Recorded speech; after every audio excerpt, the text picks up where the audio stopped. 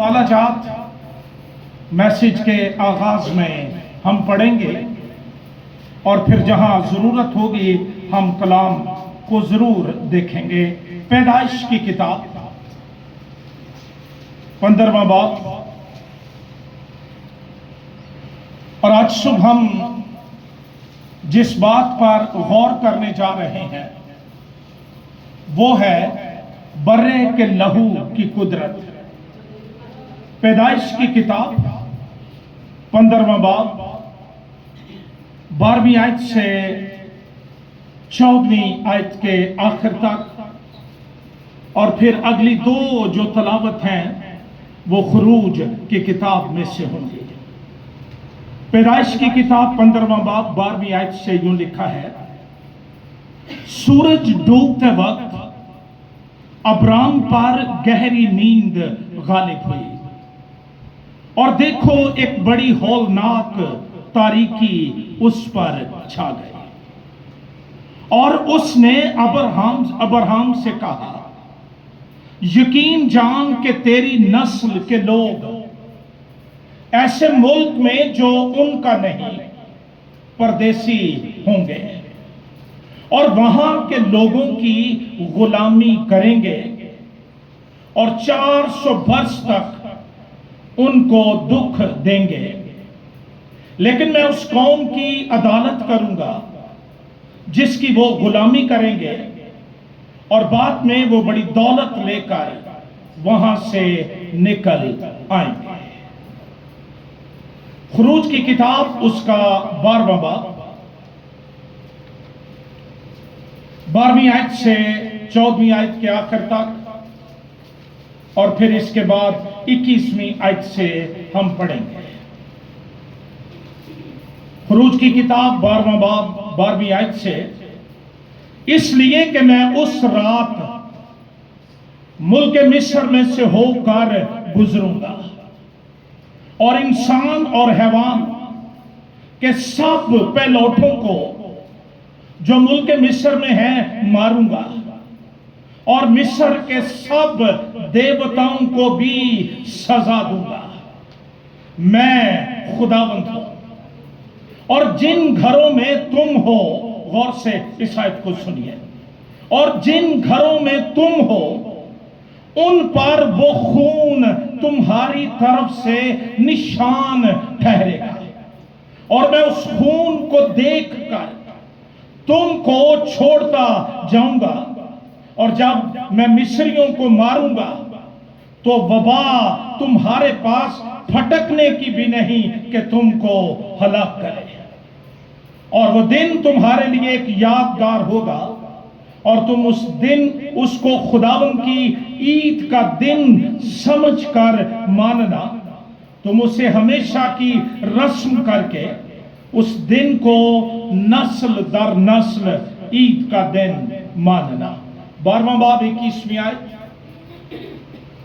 तब मूसा ने इस्राएल के सब बुजुर्गों को बुलवाकर उनको कहा कि अपने अपने खानदान के मुताबिक एक एक बर्रा निकाल रखो और ये फसा का बर्रा ज़बह करना और तुम जूफे का एक गुच्छा लेकर उस खून में जो बासन में होगा डबोना और उसी बासन के खून में से कुछ ऊपर की चौखट और दरवाजे के दोनों बाजुओं पर लगा देना और तुम में से कोई सुबह तक अपने घर के दरवाजे से बाहर न जाए, क्योंकि खुदावंद मिस्रियों को मारता हुआ गुजरेगा। और जब खुदावंद ऊपर की चौखट और दरवाजे के दोनों बाजुओं पर खून देखेगा तो वो उस दरवाजे को छोड़ जाएगा और हलाक करने वाले को तुमको मारने के लिए घर के अंदर आने ना देगा। और तुम इस बात को अपने और अपनी औलाद के लिए हमेशा की रस्म करके मानना। खुदावंद के जिंदगी बख्श कलाम के पढ़े और सुने जाने पर खुदावंद की बरकत हो, आमीन। खुरूज की किताब में بنی اسرائیل کی مصر سے رہائی کی کہانی، نئے عہد نامے کی گناہوں سے نجات، ریڈیمپشن، مخلصی اور چھٹکارے کی کہانی کا شیڈو یا عکس ہے۔ عہد عتیق کا یہ خوبصورت واقعہ فرعون اور اس کی مملکت سے غلامی سے رہائی کا بیان ہے۔ نئے عہد نامے میں نجات کی کہانی شیطان، گناہ اور اس کی قوتوں اور ان کے اثرات سے مکمل رہائی کی خوشخبری ہے۔ جو ہی ہم خروج کی کتاب کا آغاز کرتے ہیں تو ہم اسرائیلیوں کو مصر میں دیکھتے ہیں، جہاں ہم نے انہیں پیدائش کی کتاب کے اختتامی باب کے اندر چھوڑا تھا، لیکن اب پس منظر بدل چکا ہے اور پیدائش کی کتاب اور خروج کی کتاب کے درمیان تقریباً 400 سال کا وقفہ ہے، سپین ہے، پیریڈ ہے۔ اور ان 400 سالوں میں جو تبدیلیاں رونما ہوئیں، مصر کے اندر حکومت کرنے والا خاندان بدل گیا، اور یہ عبرانی جنہیں یوسف کی وجہ سے بڑی عزت کی نگاہ سے دیکھا جاتا تھا، اب یہ مصر کے اندر غلاموں کی سی زندگی بسر کر رہے تھے۔ مصر میں بادشاہ کی تبدیلی نے بڑی تبدیلیاں ان کے لیے پیدا کی، اور یہ لوگ ان سے ڈرنے لگے مصری کہ کہیں یہ زیادہ ہو کر جب جنگ ہو تو ہمارے خلاف ہمارے دشمنوں کا ساتھ نہ دیں۔ اس سبب سے فرعون نے ایک آرڈیننس پاس کیا کہ جو بچہ، میل بچہ، لڑکا عبرانی عورتوں کے پیدا ہو اس کو مار دیا جائے۔ اور اب یہ عبرانی لوگ وہاں پر فرعون کے وسیع تر تعمیراتی پروجیکٹ کے لیے اینٹیں بناتے تھے بغیر مزدوری کے، اور ان کو گھوس نہیں دیا جاتا تھا، اور وہ بڑی مشکل ترین زندگی گزار رہے تھے۔ خدا نے پیدائش کی کتاب کے 15ویں باب کی 12ویں اور 14ویں آیات کے اندر اپنے دوست ابرام سے وعدہ کیا، جس کا ابھی ہم نے ذکر پڑھا ہے۔ خدا نے کہا کہ اس کی نسل کے لوگ ایسے ملک میں جو ان کا نہیں پردیسی ہوں گے اور وہاں کے لوگوں کی غلامی کریں گے، اور وہ 400 برس تک ان کو دکھ دیں گے، لیکن میں اس قوم کی عدالت کروں گا جس کی وہ غلامی کریں گے، اور بعد میں بڑی دولت لے کر وہاں سے نکل آئیں گے۔ یاد رکھیے، بائبل مقدس کا خدا نہ تو اپنے وعدوں کو بھولتا ہے اور نہ ان میں دیر کرتا ہے، اور مقررہ وقت پر وہ اپنی قدرت کو ظاہر کرتا ہے۔ خروج کی کتاب میں مصر سے رہائی کا واقعہ قادر مطلق اور جلالی خدا کی قدرت کا شاہکار ہے۔ اس واقعہ کا پیغام یہ ہے کہ بائبل کا خدا اپنے لوگوں کو حالات، مشکلات، تکالیف اور مصیبتوں کے اندر چھوڑ نہیں دیتا، یا ان کے آنسوؤں اور ان کی دعاؤں اور ان کی آہ و بکا سے کان نہیں پھیر لیتا ہے، بلکہ وہ اپنے لوگوں کی دعاؤں کو سنتا ہے اور پھر چھڑانے کے لیے اتر آتا ہے، اور اس کے اندر یہ طاقت پائی جاتی ہے، قدرت پائی جاتی ہے کہ وہ اپنے لوگوں کو بچانے کی قدرت رکھتا ہے۔ بنی اسرائیل کی مصر سے رہائی یہ بڑا دلچسپ اور ہولناک سارا پروسیس ہے۔ خدا نے فرعون اور اس کی رعیت پر، اس کی رعایا پر 10 آفات نازل کی، اور یہ 10 آفات ڈائریکٹلی मिस्र के खुदाओं पर यहोवा का हमला या यलगार थी। मिस्रियों का शुमार असनाम प्रस्त अक़वाम में होता था और इनका शुमार उन कौमों में होता था जो बहुत से खुदाओं की प्रस्तिश करते थे।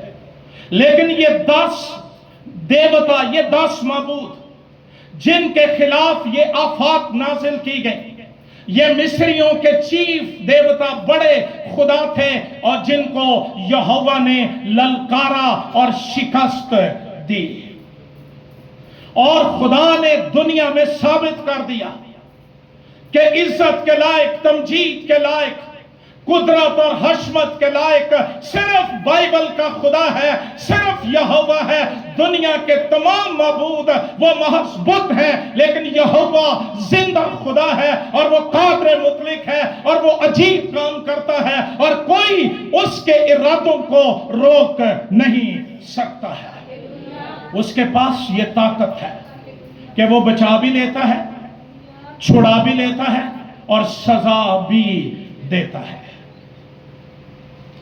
इस सारी कश्मकश में जो यहोवा और मिस्र के देवताओं के दरमियान थी, शुरू में तो उन्होंने नकल करने की कोशिश की। मूसा ने लाठी फेंकी, वो सांप बन गई। इन्होंने सांप बनाए, मूसा का सांप इनके सारे सांप खा गया।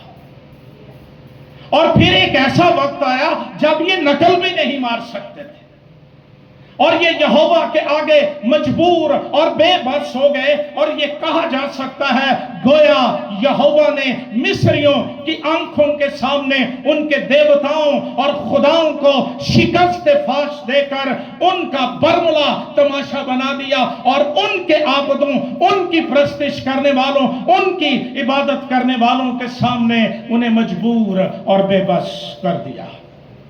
नया अहदनामा जो इस निजात की, जिसका अक्स हम पुराने अहदनामे में देखते हैं, तकमील और असल है।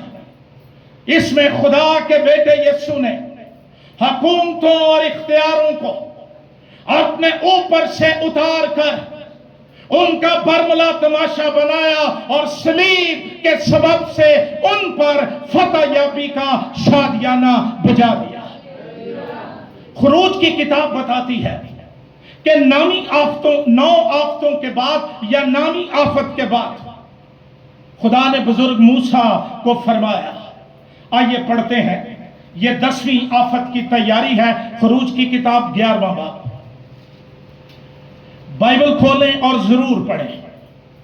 और खुदावंद ने मूसा से कहा, मैं फिरौन और मिस्रियों पर एक बला और लाऊंगा, इसके बाद वो तुमको यहां से जाने देगा और जब वो तुमको जाने देगा तो यकीनन तुम सबको यहां से बिल्कुल निकाल देगा। आप ये कह सकते हैं कि 10वीं आफत ये एटमी हमला है जो खुदा ने फिरौन और उसकी ममलकत पर किया। सो अब तो लोगों के कान में ये बात डाल दे कि उनमें से हर शख्स अपने पड़ोसी और हर औरत अपने पड़ोसन से सोने चांदी के जेवर ले। और खुदावंद ने उन लोगों पर मिस्रियों को मेहरबान कर दिया। ये आदमी मूसा भी मुल्क मिस्र में फिरौन के खादमों के नजदीक और उन लोगों की निगाह में बड़ा बुजुर्ग था। और मूसा ने कहा, खुदावंद यूं फरमाता है कि मैं आधी रात को, देखो सोचो अपने खुदा की बाबत, पहले आफ्ते भेजता रहा, अब खुद आ गया है। अब लड़ाई शिद्दत इख्तियार कर गई है। कभी कभी हम अपने हालात में, अपनी मुश्किलात में, अपनी जंगों में अपने आप को तन्हा समझना शुरू कर देते हैं। और ये इब्लीस की सबसे बड़ी ये चाल है, साजिश है, मक्कारी है कि वो हमें सेल्फ पिटी का, खुद रहमी का शिकार कर देता है। मैं तो कमजोर हूं, मैं तो अकेला हूं, मैं अकलियत हूं, मैं माइनॉरिटी हूं। लेकिन आज सुबह मैं आपको हौसला देता हूं, हाँ आप कमजोर हो सकते हैं, माइनॉरिटी हो सकते हैं, आप अकेले हो सकते हैं, लेकिन मुबारक है वो जिसके साथ यहोवा है। वो अकेला भी हो तो लश्करों पर भारी है। हालेलुया। अब वो आप आ गया और कलाम कहता है आधी रात को निकलकर मिस्र के बीच में जाऊंगा और मुल्क मिस्र के सब पहले उठे। फिरौन जो तख्त पर बैठा है, फिरौन उनका सबसे बड़ा देवता था। 10 देवताओं की मैंने बात की और ये 10वां सबसे बड़ा देवता था। और मिस्रियों के तमाम पहलौठे ये मिस्र के फिरौन के लिए मखसूस होते थे। चौपायों के पहलौठे भी इसके लिए मखसूस होते थे। आज खुदा ने फिरौन की गर्दन को पकड़ लिया है। कलाम कहता है सब पहलौठे, फिरौन जो तख्त पर बैठा है उसके पहलौठे से लेकर वो लौंडी जो चक्की पीसती है उसके पहलौठे तक, और सब चौपायों के पहलौठे मर जाएंगे। और सारे मुल्क मिस्र में ऐसा बड़ा मातम होगा जैसा न कभी पहले हुआ और ना फिर कभी। तारीख में तलाश करके देखो, क्या यहोवा की मानिंद कोई है जो इतना पर्सनल इंटरेस्ट अपने लोगों में लेता है? कलाम कहता है लेकिन इस्राएलियों में से किसी पर खा इंसान हो खा हैवान एक कुत्ता भी नहीं भौंकेगा, ताकि तुम जान लो खुदावंद मिस्रियों और इस्राएलियों में कैसा फर्क करता है। बड़ा वाज़ेह हुक्म दे दिया गया कि मैं मिस्र की गलियों में से होकर गुजरूंगा और मिस्र के सब पहलौठे, वो जो सारे पहलौठों का मालिक है उसका पहलौठा भी मर जाएगा, ताकि उसको पता चले कि उसके ऊपर भी एक खुदा है जो सल्तनत करता है, बादशाही करता है और उसके तख्त को जुम्बिश नहीं है। हालेलुया। मैं गुजरूंगा सब पहलौठे मर जाएंगे, सारे बराबर फिरौन और वो लौंडी जो चक्की पीसती है और चौपायों के पहलौठे मर जाएंगे। और मिस्र में ऐसा बड़ा मातम होगा जैसा ना कभी पहले हुआ और ना फिर कभी। मैं आज सोशल मीडिया के जरिए जुल्म जबर करने वालों को यह पैगाम देना चाहता हूं, खुदा के लोगों पर जुल्म जबर करने वालों, ना हक सिताने वालों, उनको जान से मार देने वालों, इज्जतें और असमतें लूटने वालों, ये याद रखो इनका खुदा बादशाही करता है और वो इनसे मोहब्बत करता है और उसने इनकी सूरतें अपनी हथेलियों पर खोद रखी हैं। और इनकी निजात के लिए अगर उसे दुनिया को उल्ट पुल्ट करना पड़े तो वो कर देता है और वो करता रहा है। तारीख को पढ़िए, खुदा के लोग कीमती हैं। और जब यहोवा अदालत करता है फिर भागने और छुपने की जगह नहीं मिलती है। मिस्र में कोहराम, मिस्र में मातम, महल से लेकर झोंपड़ी तक आहो बका पुकार रोना मातम।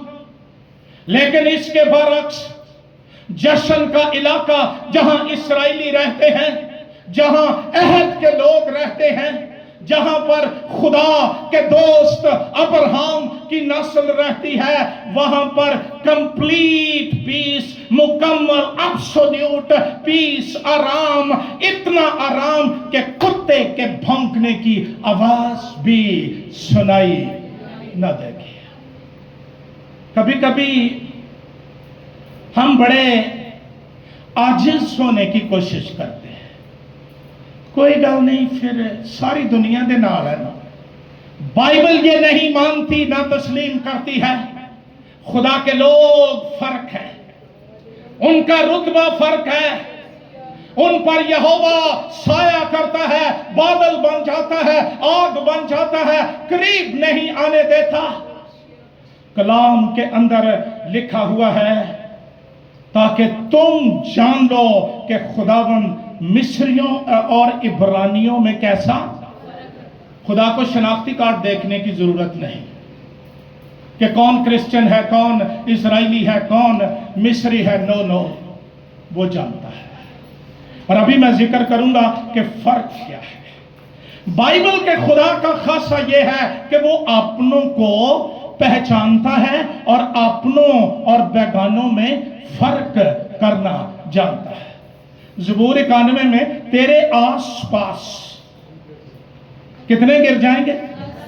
10,000 کہ تم کھلوتا رہے گا، ہے نا فرق؟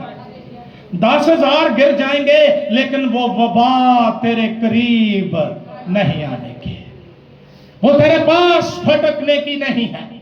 آپ کا خدا آپ کو جانتا ہے، اس نے آپ کی صورت ہتھیلیوں پر کھود رکھی ہے، آپ کی شہر پناہ اس کے سامنے ہے، وہ آپ سے محبت کرتا ہے، وہ پہچانتا ہے آپ کتنی بڑی بھیڑ کے اندر کھڑے ہوں، یہوہ کی آنکھ آپ کو دیکھ لیتی ہے، پہچان لیتی ہے اور رحم کے لیے وہ حکم جاری کر دیتا ہے۔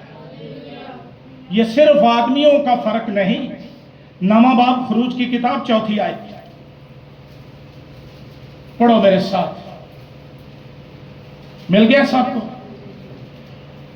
اور خداوند اسرائیل کے چوپایوں کو مصریوں کے چوپایوں سے جدا کرے گا۔ صرف آدمیوں کی بات نہیں، ہماری املاک، ہماری پراپرٹیز، ہمارے جانور، ہمارے مویشی، خدا ان کو بھی جانتا ہے، اور وہ ان کو کیا کرے گا؟ ان سے جدا۔ اور جو بنی اسرائیل کے ہیں ان میں سے ایک بھی نہیں مرے گا۔ کیا فرق ہے، کیا بات ہے؟ یہ اس عہد کے لوگ تھے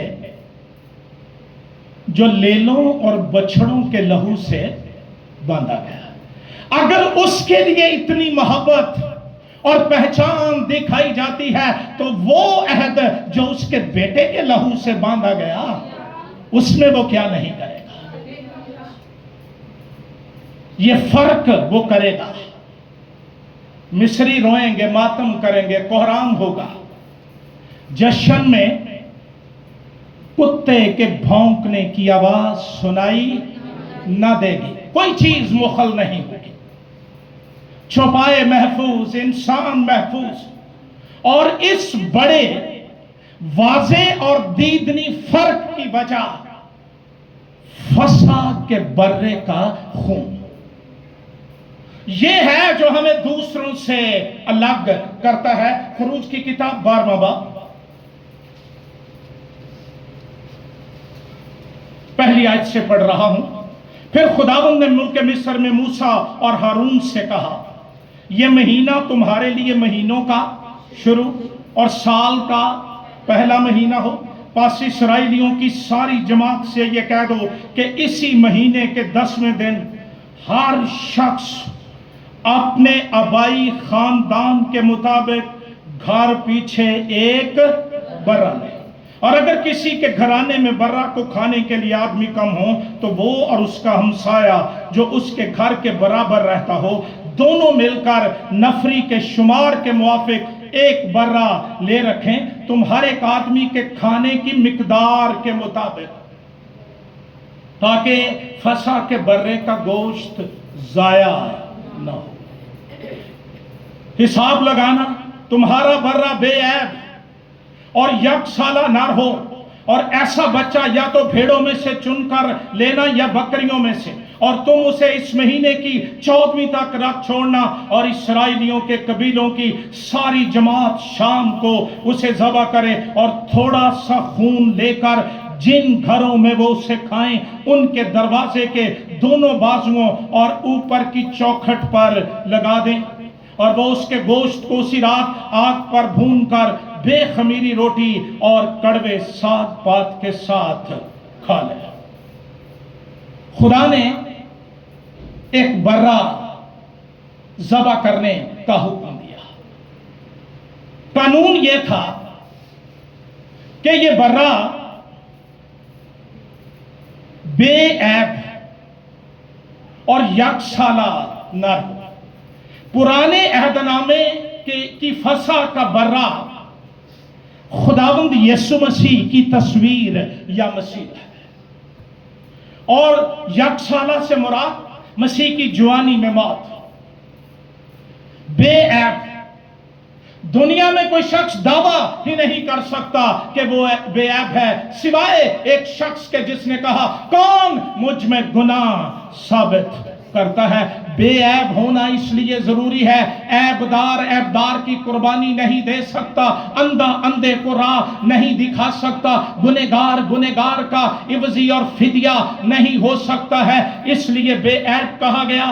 और कहा गया कि ऐसा बच्चा या तो भेड़ों में से चुनकर लेना या बकरियों में से, और तुम उसे इस महीने की 14वीं तक रख छोड़। सिर्फ बर्रा लेना काफी नहीं कि उन वह के खुश हो जाइए, देखो बर्रा, जैसा आज पाकिस्तानी कलीसियाओं का दस्तूर है। गुड फ्राइडे से ईस्टर तक हमें बड़ा बर्रा नजर आता है, उसके बाद मौकूफ हो जाता है। सिर्फ बर्रा लेना काफी ना था, ना ही बर्रे की मौजूदगी उनकी हिफाजत कर सकती थी, ना ही खुदा ने यह कहा था कि मैं देखूंगा किसके सेहन में बर्रा बंधा है और किसके सेहन में बर्रा नहीं बंधा है, बल्कि कहा यह गया था कि तुम्हारे दरवाजों पर उसका लहू लगा होना चाहिए।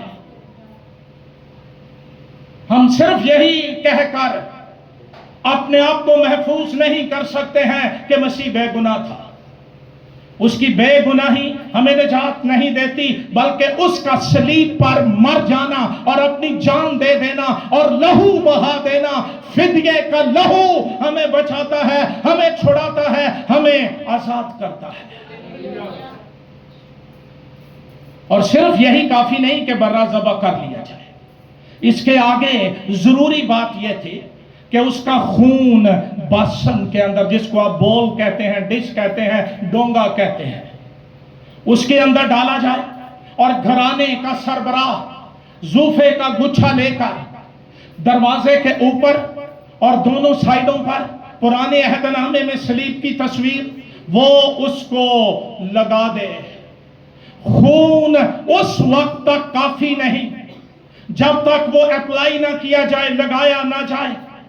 हर इस्राएली के लिए हुक्म था कि वो अपनी मेन एंट्रेंस पर, अपने दाखिली दरवाजे पर बर्रे के खून को निशान के तौर पर लगाए, और नीचे लगाने का हुक्म नहीं दिया गया था। और यहूदी आज तक अपने दरवाजे की दहलीज पर, सरदल पर पांव रख कर नहीं गुजरते, वो उसको फलांग कर गुजरते हैं कि कहीं फंसा के बर्रे का खून पांव तले पामाल ना हो जाए और रौंदा ना जाए। ये इज्जत थी फंसा के बर्रे के खून की। इब्रानियों के नाम खत निकालिए मेरे साथ, 10वां बाब। पौलुस रसूल कहता है कि हमारा भी फंसा क्या हुआ है, हमारा रवैया फंसा के बर्रे के खून के लिए क्या है। पढ़िए मेरे साथ, 10वां बाब 26 आयत पढ़ रहा हूं।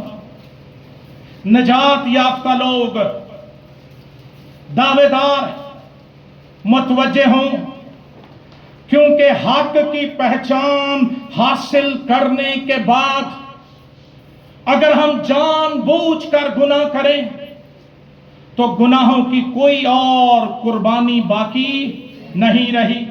हां, अदालत का एक होलनाक इंतजार और गजबनाक आतिश बाकी है।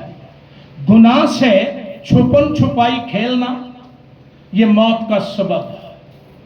कलाम कहता है गजबनाक आतिश बाकी है जो मुखालिफों को खा लेगी।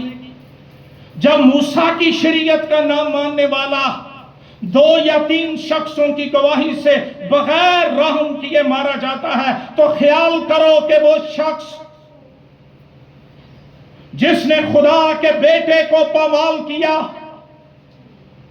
और अहद के खून को जिससे वो पाक हुआ था, नापाक जाना और फजल के रूह को बेइज्जत किया, वो किस कदर सजा के लायक होगा।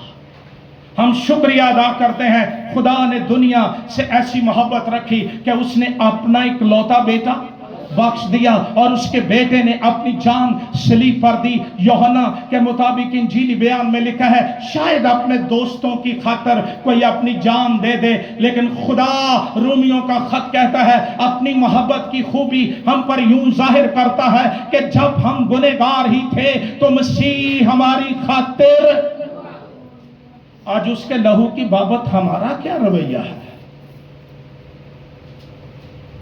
कितनी दफा पामाल करते हैं हम, बेइज्जत करते हैं, इस उम्मीद के साथ क्यों नहीं तौबा कर ला।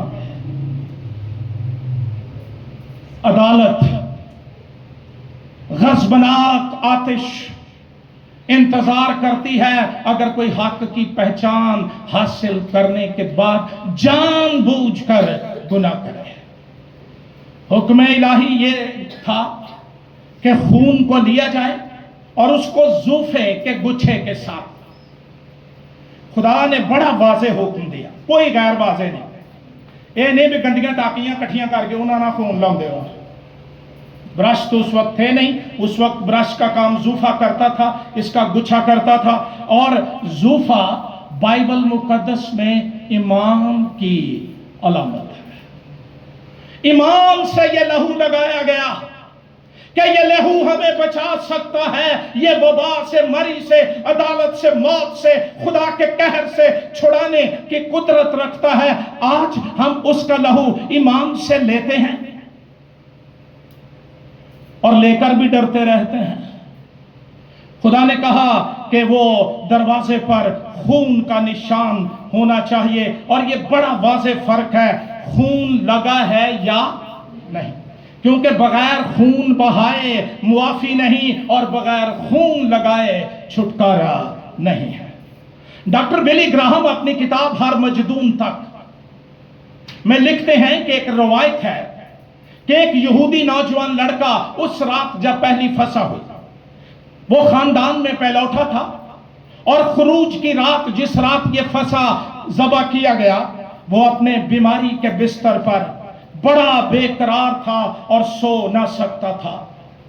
उसने परेशानी के आलम में अपने बाप से पूछा, ए बाप, आपको यकीन है कि बाहर खून लगा दिया गया है?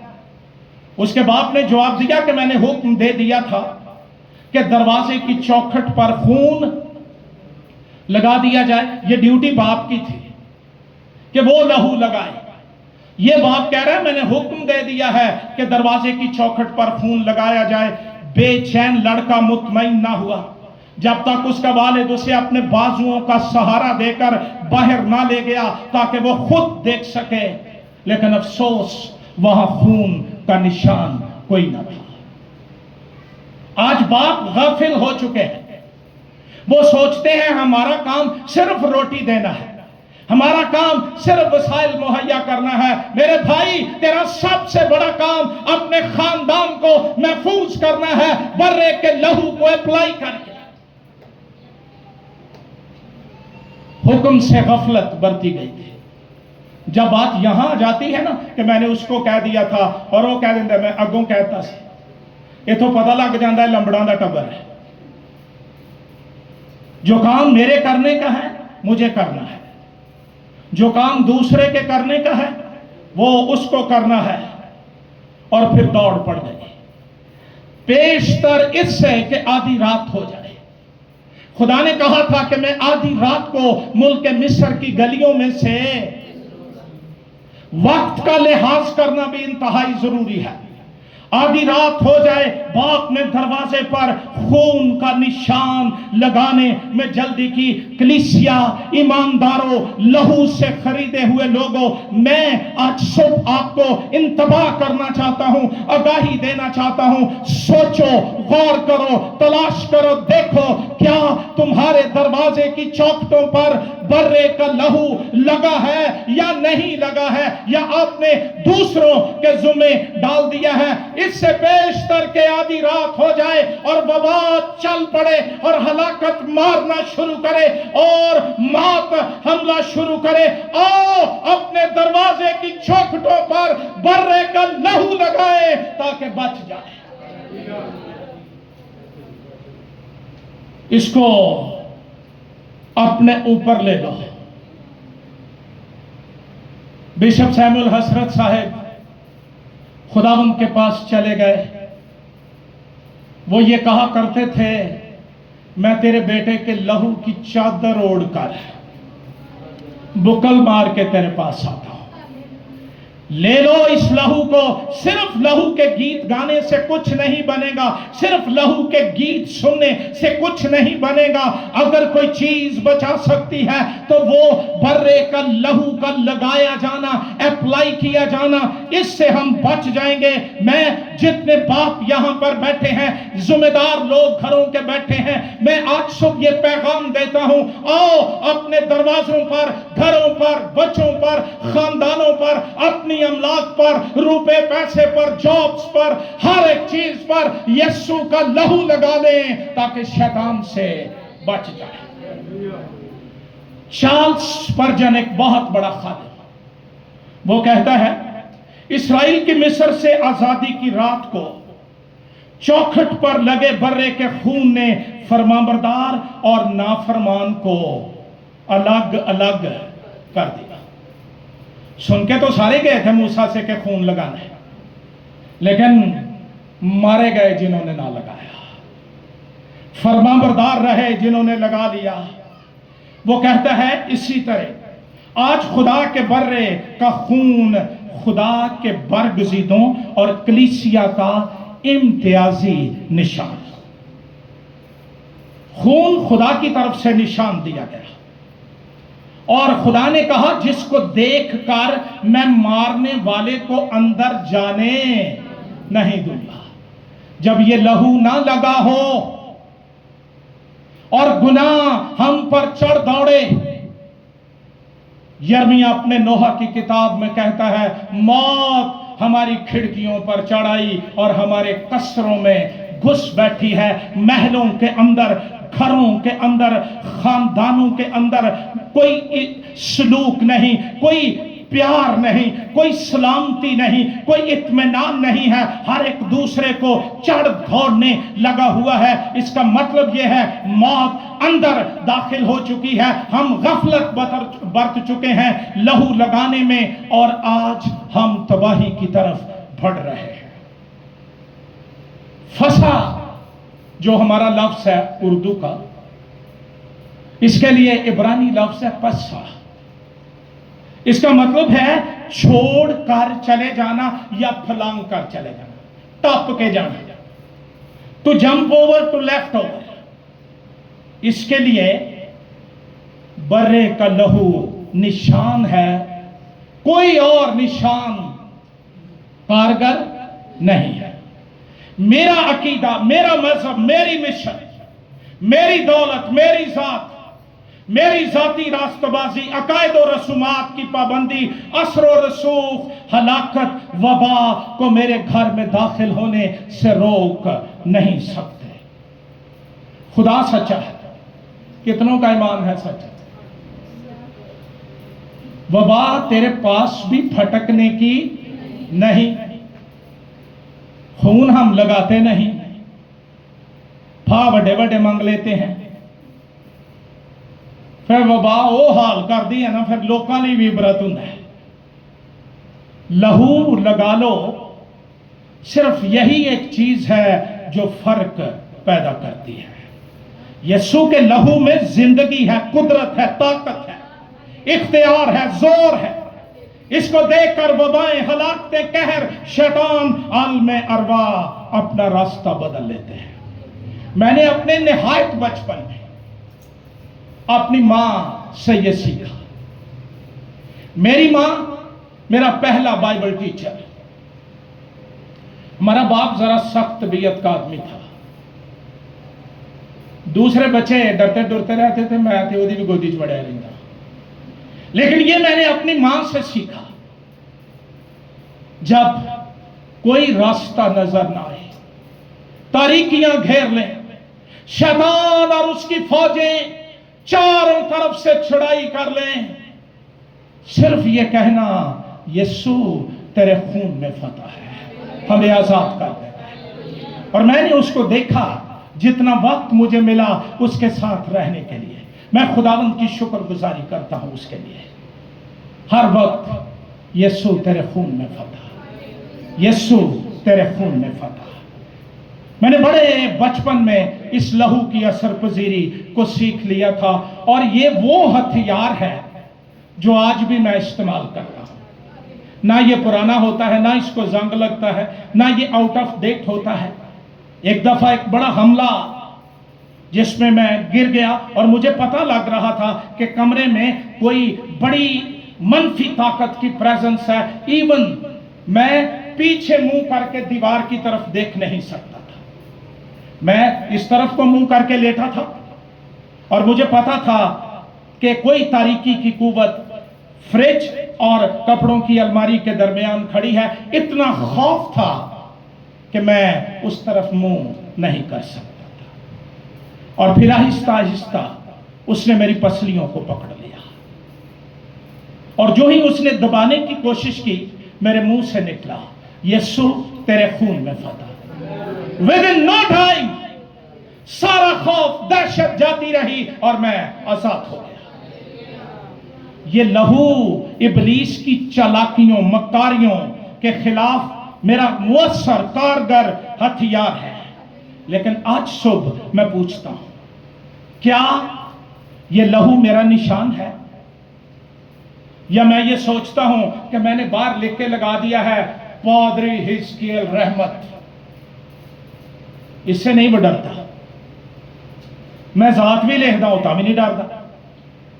मैं ये भी लिख दूं कि मैं बड़ा जंगजू, बड़ा सूरमा, बड़ा गुरीला हूं, वो इससे भी नहीं डरता। वो मेरी दौलत से भी नहीं डरता। हां, अगर मेरे घर पर, मेरी जिंदगी पर लहू लग जाए तो वो फटकने का भी नहीं, करीब नहीं आने का। तपाली तेरे सहन के अंदर देखने भी नहीं पाएगी, तेरे करीब नहीं आएगी। लोग क्या देते हैं, असां दरवाजे ते सलीबा नहीं बनाइया तो कबरां ते भी बनिया ने कि नहीं? मेरे घर पर नेम प्लेट लगी है, कोई फर्क नहीं। फरमाने इलाही ये है कि बर्रे का खून ले, ईमान से उसको चौखटों पर लगा ले। अलीशा ने नामान कोड़ी को कहा, जा यर्दन में 7 गोते मार। यीशु के पास कोड़ी आई, यीशु ने कुछ भी नहीं कहा क्योंकि वो खुद फंसा का बर्रा है। जाओ अपने तई काहिन को दिखाओ। इसलिए इंजीली नविश्ते कहते हैं वो अलीशा से भी बड़ा है। क्या मेरे घर पर लहू लगा है? मेरी जिंदगी में बतौर इवजी, बतौर फिदिया बर्रा ज़बा हुआ है। कानून यह था कि दरवाजे की चौखट पर खून लगाया जाए। क्या किया जाए? लेकिन खून लगाने दे भी कोई असूल नहीं। कुछ इखलाकियात हैं, ऑर्डिनेंसेस हैं। पहला ऑर्डिनेंस यह था कि हर तरह का खमीर ढूंढ कर, खुर्च कर निकाला जाए। इस्राएली लोग जिन बर्तनों में खमीर लगाते थे ना, उनको खुर्चते थे खूब, ताकि जर्रा सा खमीर भी रह न जाए।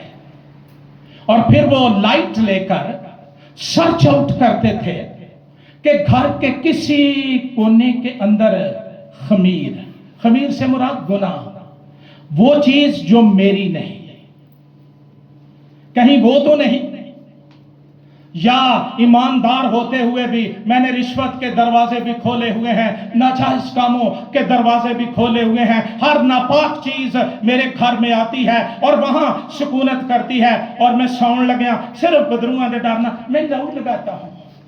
उन्होंने पता जरा लहू तू लाउना है। खमीर निकाला जाए, रूहुल कुद्स की रहनुमाई में सर्च आउट किया जाए।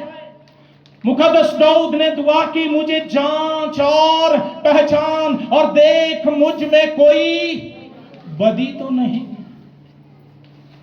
इस हद तक आओ, ये काम छोड़ दें। वो मैंने आपको एक दफा एक कहानी सुनाई थी बशीरे की टेंट वाली। हमने अपने घर बशीरे की टेंट बना दी है। ये यहोवा की सुकूनत गाह होने चाहिए थे। उसने कहा मैं इनमें चलूं फिरूंगा, असा ओदे चलन फिरन जो के छड़े ही नहीं। हर गुनाह, हर बदी क्या होता है मेरे घर में, क्या हो रहा है, क्या मैं इसकी बाबत कभी गौर करता हूं या सोचता हूं? सिर्फ दुआएं कारगर नहीं जब तक लहू ना लगाया जाए, और लहू उस वक्त तक कारगर नहीं जब तक खमीर अपने घर से दूर न किया जाए। खमीर के ऊपर लहू लगाना छोड़ दो, ये मुअस्सर नहीं होगा। ये दो ताकतें हैं, यस्सु का लहू और गुनाह। असा हो केड़े साहब नाल लहू ला चल, तभी तो शैतान जाता ही नहीं, बदरूहें जान ही नहीं छोड़ती, बीमारियां निकलती नहीं। ऐस कमरे च कड्डो एर च वड़ जांदियां ने, एक चो कड्डो दूजे च। क्यों? गुनाह पाल रखा है। अपने घरों को पाक करो, मुकद्दस करो, खमीर निकालो, और लहू लगाना चाहते हो, और लहू ना लगाया तो खतरा है। दूसरी बात यह थी, खरूज 12वां बाब 22 आयत। अब मैं पढ़ूंगा नहीं, मुझे पता आपको बड़ी गर्मी लग रही है, कुछ कलाम भी गर्म है ना आज, तो फिर गर्मी तो लगती है ना। खरूज 12वां बाब 22 आयत, जब तक वबा हलाकत मौजूद है, मैं ये हवाला पढ़ना चाहता हूं, लाइट आ रही है, खरूज की किताब 12वां बाब। तो साना उथे जाके तख्त अगे खलो के राम ना कह देना इन्हें तो सानू यह गल दसी नहीं सी। 12वां बाब 22 आयत, और तुम जूफे का एक गुच्छा लेकर उस खून में जो बासन में होगा डबोना, और उसी बासन के खून में से कुछ ऊपर की चौखट और दरवाजे के दोनों बाजुओं पर लगा देना, और तुम में से कोई सुबह तक अपने घर के दरवाजे से बाहर। लहू लगाने का एक ये भी असूल है कि फिर लहू के नीचे से निकला ना जाए। ज़बूर 91 में लिखा है, वो तुझे अपने परों से छुपा ले। और ये एक बड़ी हकीकत है, मुर्गी कमजोर जानवर है, उसके पास कोई दिफा नहीं, ना बेचारी के पास क्लाशनकोफ है, ना छुरी है, ना कोई चाकू, कुछ नहीं। उसके पास ममता है, और वो सारे जुल्म पर ज्यादा गालिब है। ये जो हम कहते हैं ना कि ममता, ये भला कहां से आई है? खुदा बाप भी है और मां भी है। किसी वक्त ज़बूर 91 पर बात करेंगे, फिर मैं बताऊंगा। उसके एक नाम का मतलब है छातियों से फीड करने वाला, परवरिश करने वाला। और अगर मुर्गी की ममता चील को करीब नहीं आने देती, तो सोच जिसकी कवरिंग में तू है, वहां कौन सी चीज आएगी?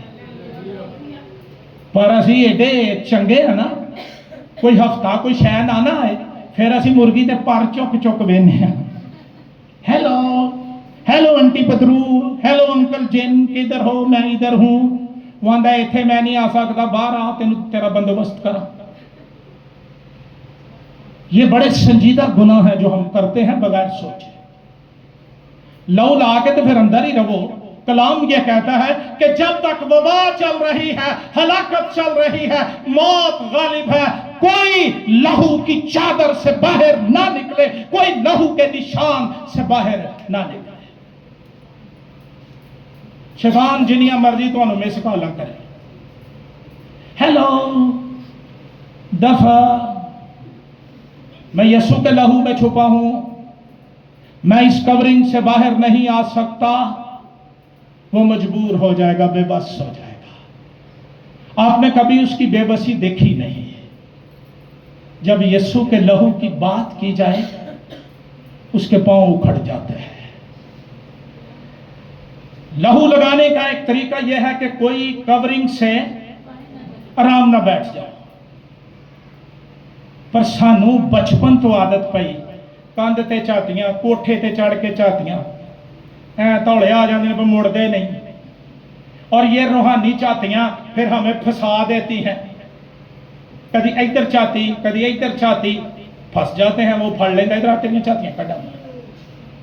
آرام سے بیٹھ جاؤ ایمان کے ساتھ کہ اس جگہ سے مجھے تو نکال نہیں سکتا۔ نتیجہ لہو لگ گیا، لہو کی کورنگ میں لوگ آ گئے، نتیجہ یہ ہوا جن پر لہو نہیں لگا تھا ان کا کیا حال تھا؟ اچھا مصری اس کام سے پہلا بھی مشہور سن، جب انہوں نے یعقوب پر ماتم کیا، جو یوسف لے کے گیا تھا مصریوں کو بین کرنے والوں اور رونے والوں کو، اس کام دے ماسٹر سن، سارے مصر میں کوہرام مچا ہوا تھا، لیکن جشن میں لوگ تیاری کر رہے تھے، وہ چھتی کرو چیزاں بنو، وہ جانتے تھے کہ آج ہماری رہائی کی رات ہے۔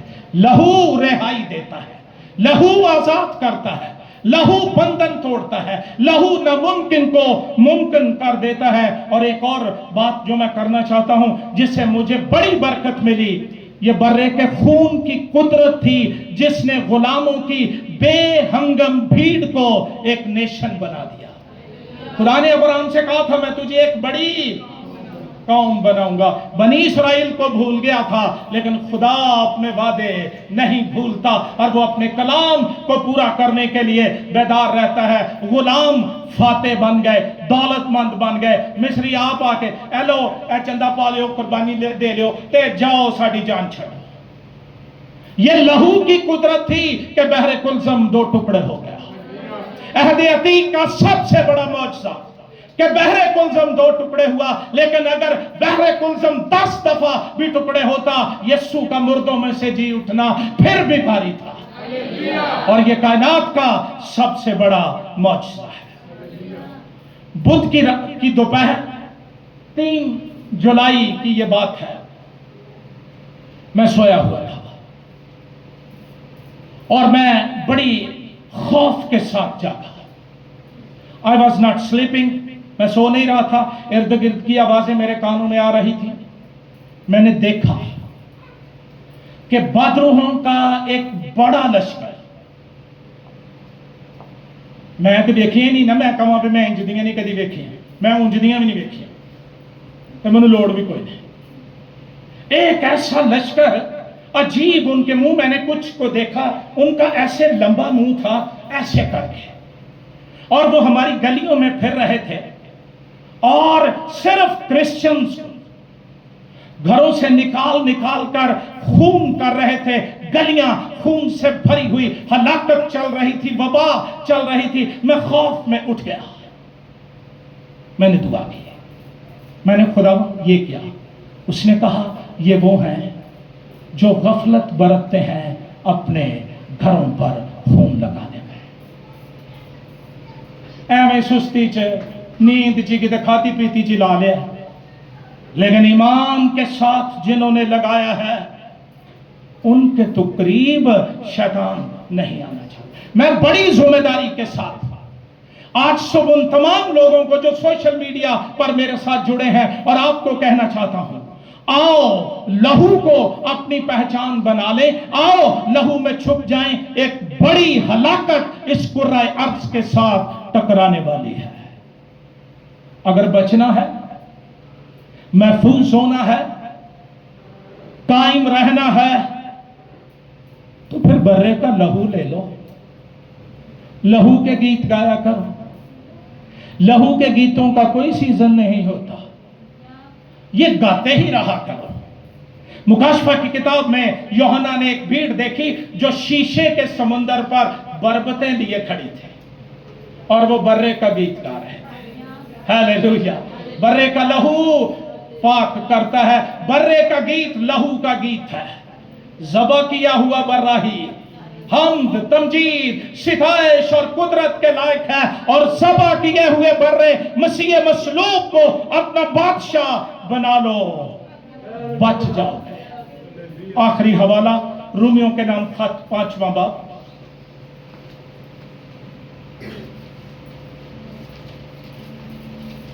لہو کے گیت گا کے دیکھ لو، लहू की प्रस्तिश करके देख लो, अंदाजे जिंदगी बदल जाएगा, खौफ जाता रहेगा।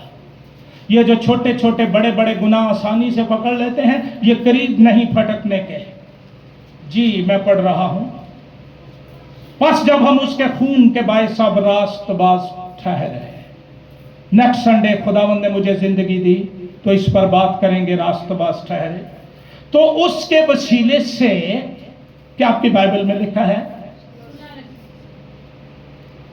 ध्यान, नामी आयत पढ़ रहा हूं मैं।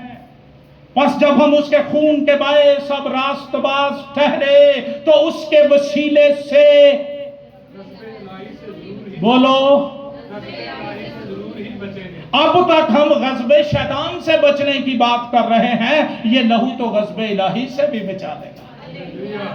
जब सारी दुनिया खौफ के आलम में होगी और लोग पहाड़ों और टीलों के पास जाकर कहेंगे कि हमें छुपा लो, हमें बर्रे के गजब से बचा लो, लहू वाले उड़कर हवा में उसका इस्तकबाल करेंगे।